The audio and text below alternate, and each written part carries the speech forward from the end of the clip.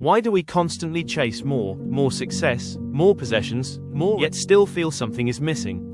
What if the secret to a fulfilling life is achieving more, but in desiring less? In a world that glorifies ambition, ancient philosophy offers a radical counterpoint: tranquility, simplicity. Today, we dive deep into a timeless philosophy that has quietly guided history. And by the end of this video, you might just look at your own life in a completely different way. Part 1. The illusion of control. Try to shape the world around us, convincing ourselves that we are in control. But have you ever noticed how most of life's outcomes are beyond your reach?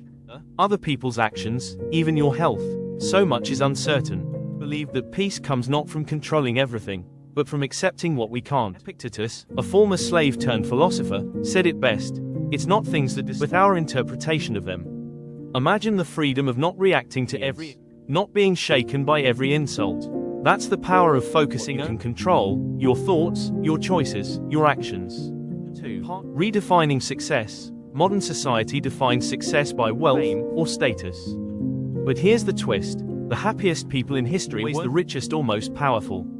Take Socrates, for example. He wore simple clothes, walked barefoot, and questioned everything. He said, "He who is not content with what he has, would not be content with what he would like to have."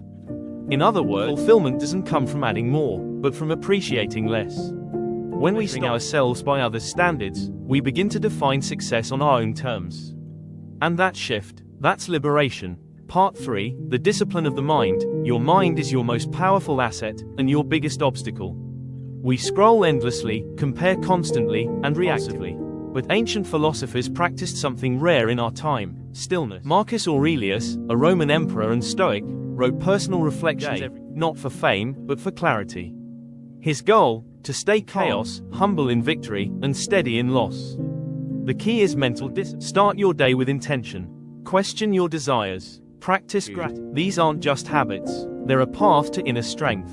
Conclusion. So, what's the takeaway? True power lies not in controlling the world, but in yourself. True happiness doesn't come from getting everything, but from needing. And true success, it's not out there, it's inside. The ancient philosophers didn't just talk about life, they lived it. And now, wisdom is yours to carry forward. If this made you pause and think, imagine what shift in your mindset could do for your entire life.